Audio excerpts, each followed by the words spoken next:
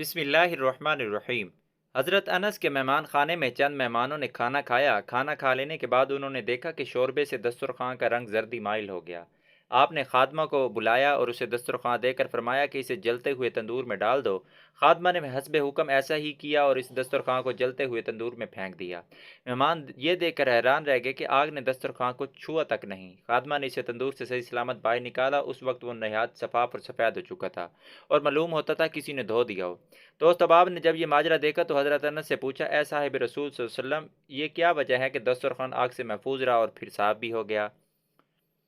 تو اس پہ یہ شاعر ہے، حضرت انس نے فرمایا کہ اس کا سبب یہ ہے کہ نبی کریم صلی اللہ علیہ وسلم نے اس دسترخوان سے بارہا اپنے دست مبارک اور لب مبارک کو صاف کیا، اسی لیے اسے آگ نہیں جلا سکتی۔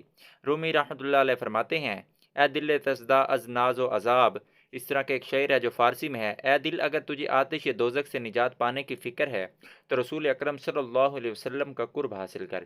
جب ان کے دست مبارک کو مس کرنے کی وجہ سے ایک بے جان جلنے سے محفوظ رہا تو جو ان کا عاشق زار ہوگا وہ کیسے جلے گا؟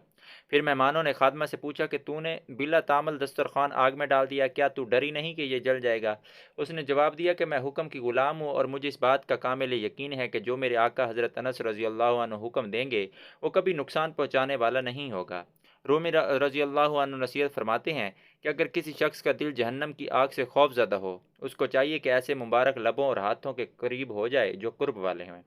خدا کے حبیب صلی اللہ علیہ وسلم کے ہاتھ جس چیز کو مس کر دیں تو وہ آگ میں نہیں جل سکتی، تو جو امتی عشق مصطفیٰ صلی اللہ علیہ وسلم اور آپ سے عقیدت رکھتا ہوگا تو اسے کیا کچھ عطا ہوگا۔ رومی رحمۃ اللہ علیہ نصیحت کرتے ہوئے فرماتے ہیں، اے عزیزم، صدق اور پختگی میں اس عورت سے کم نہ ہو۔ مردان خدا اولیاء اللہ کا دامن تھام لے، اس کی نسبت سے تم کندان بن جاؤ گے اور تمہیں بھی اللہ تعالیٰ اور رسول پاک صلی اللہ علیہ وسلم کی محبت اور قربت حاصل ہو جائے گی۔ حکایت رومی رحمۃ اللہ علیہ، صفحہ نمبر 100۔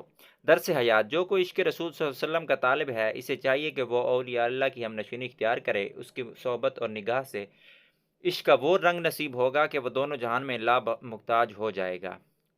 دوستوں، اس میں شرط یہ ہے کہ اولیاء اللہ ہو، آج کل کے پیر فقیر نہ ہوں جو آج کل چھوٹی چھوٹی باتوں پہ بیٹھے ہیں، داڑھی منہ پہ ہے نہیں، سنت رسول ہے نہیں، تعویذ وغیرہ دیتے ہیں جو کہ بالکل شرک ہے۔ لیکن شرط یہ ہے کہ اولیاء اللہ ہو جس میں تمام صفات پائی جاتی ہوں، کہ جس کے منہ پہ سنت رسول ہو، سنت کا پیروکار ہو۔ دوستوں، امید کرتا ہوں اس ویڈیو سے ہماری ضرور اصلاح ہوگی۔ ویڈیو اچھی لگتی ہے تو آگے لازمی شیئر کر دیا کریں اور چینل کو سبسکرائب کر لیں، انشاءاللہ اچھی اچھی ویڈیوز آپ کو دیکھنے کو ملیں گی۔ ملتے ہیں ایک نئی ویڈیو کے ساتھ، اپنا بہت سارا خیال رکھیے گا، اللہ حافظ۔